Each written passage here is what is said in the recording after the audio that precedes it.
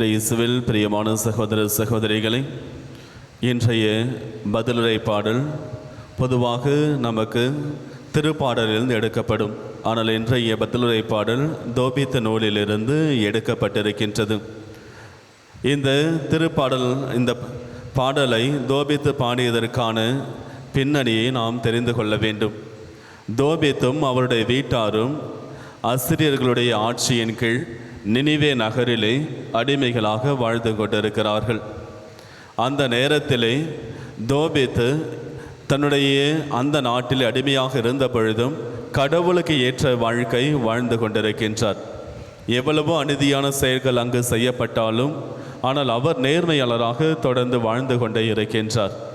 ஆனால் அங்கிருந்த மற்ற யூதர்கள் அவர்கள் அனைவரும் மாறி கடவுளை வெறுத்து வேற்று தெய்வங்களை வழிபட ஆரம்பித்து வாழ்ந்து கொண்டிருந்த நேரத்திலே தோபித்துக்கு உடல்நலம் குறைவு ஏற்படுகிறது, கண் பார்வை இழக்கின்றார். அப்பொழுது கடவுள் தோபித்தை காப்பாற்ற வேண்டும் என்பதற்காக என்று அவர் தன்னுடைய வானதூதரான ரபேல் அதிதூதரையே தோபித்தை காப்பாற்ற அனுப்பி வைக்கின்றார். தோபித்தும் வருகின்றார், ரபேலும் வருகின்றார், தோபித்தை காப்பாற்றுகின்றார். காப்பாற்றிய பொழுது இந்த ரபேல் அதிதூதர் சில அறிவுரைகளை தோபித்திற்கும் அவருடைய வீட்டாருக்கும் வழங்கிவிட்டு செல்வார். அதிலே அவர் சொல்லுவார், யார் யாரெல்லாம் தவறு செய்கிறார்களோ அதற்கான தண்டனை அவர்கள் நிச்சயம் பெறுவார்கள். தவறு செய்பவர்கள் தண்டனையிலிருந்து தப்பிக்கவே முடியாது. அதே நேரத்தில் நல்லது செய்பவர்களை கடவுள் என்றும் கைவிட மாட்டார். நல்லது செய்பவர்களுக்கு சோதனைகள் வந்தாலும் அவர்களுடைய மன்றாட்டுகள் அவருடைய பார்வையில் அவருடைய திருமுன் வைக்கப்பட்டு கொண்டிருக்கின்றன. அதை கடவுள் கேட்டுக்கொண்டிருக்கின்றார். அவர்களை அவர் கைவிடுவதில்லை. எனவேதான் கடவுள் என்னை அனுப்பி உன்னை காப்பாற்றினார் என்று ரபேல் அதிதூதர் அந்த இடத்திலே தோபித்துக்கு சொல்லுவார். சொல்லி முடித்த பிறகு அவர் சொல்லுவார், நீங்கள் எப்பொழுதும் எல்லாம் வல்ல கடவுளை, என்றும் வாழும் கடவுளை போற்றி புகழ வேண்டும் என்று சொல்லிவிட்டு அங்கிருந்து அவர் மறைந்து விடுவார். அவர் சென்றவுடனேயே கடவுளை போற்றி புகழ்ந்து இந்த தோபித்து இந்த பாடல் என்று நாம் வாசித்து திருப்பாடலை பாடியிருப்பார். அதில் அவர் தொடங்குகின்ற முதல் வரிகளே நமக்கு ஆச்சரியமாக இருக்கும். அவர் என்ன சொல்லுவார்? கடவுளை நீர் இரக்கமும் காட்டுகின்றீர், அதே வேளையிலே தண்டிக்கின்றீர். பாதாளத்தின் கீழே நீர் அவர்களை இட்டு செல்லுகின்றீர், அதே நேரத்திலே அவர்களை அங்கிருந்து மேலேயும் நீர் தூக்கி விடுகிறீர் என்று குறிப்பிடுகின்றார். இந்த இரண்டு வசனங்களும் இன்றைய முதல் வாசகத்திலே அந்த தலைப்பிலே நாம் வாசிக்கப்பட்ட வாசகத்தோடு ஒற்று செல்லும். இதோ நாங்கள் அடிமைகளாக இருந்தும் நீர் எங்களை அடிமைத்தனத்திலேயே விட்டுவிடவில்லை. அடிமைகளாக இருக்கின்றவர்கள் அடிமைத்தனத்தில் தான் இருக்க வேண்டும். ஆனால் நாங்கள் அடிமைகளாக இருந்தும் எங்களை அடிமைத்தனத்திலே நீ விட்டுவிடவில்லை என்று குறிப்பிடுகின்றார். இறைவன் நாம் தவறு செய்கின்ற பொழுது தண்டிப்பார், ஆனால் அழிப்பது கிடையாது. நாம் தவறு செய்கின்ற பொழுதெல்லாம் இறைவன் நம்மை திருத்துவதற்காக சில துன்பங்களையோ அல்லது சில தண்டனைகளோ இறைவன் கொடுப்பார். அது நம்மை திருத்தி வாழ வைக்க வேண்டும் என்பதற்காக என்பதை நாம் உணர்ந்து கொள்ள வேண்டும். நீதிமொழிகள் 3வது அதிகாரம் 11-12வது வசனத்திலே ஆசிரியர் இவ்வாறு சொல்லுகின்றார், பிள்ளாய், கடவுள் உன்னை தண்டித்து திருத்துகின்ற பொழுது அதை வேண்டாம் என்று உதறி தள்ளிவிடாதே. ஆண்டவர் உன்னை திருத்தும் பொழுது அதை தொல்லையாக நீ கருதாதே.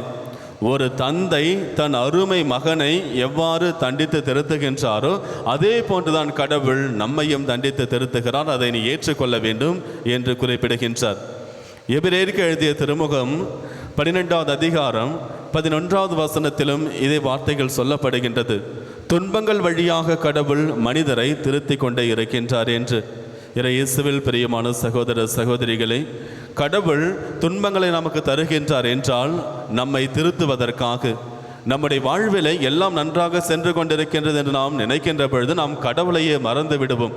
கடவுளுக்குரிய அந்த இடத்தை நாம் கொடுப்பது கிடையாது. நம்முடைய பாவங்களை நாம் நினைத்து பார்ப்பதும் கிடையாது. நம்முடைய பாவ வாழ்விலேயே நாம் தொடர்ந்து வாழ்ந்து கொண்டே இருப்போம்.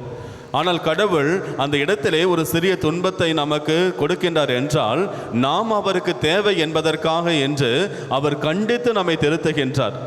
கடவுள் யாரை அன்பு செய்கிறாரோ அவர்களை தான் தண்டித்து திருத்துகிறார். எனவே தான் நமக்கு துன்பங்கள் வருகின்ற பொழுது அதை நாம் ஏற்றுக்கொள்ள வேண்டும்.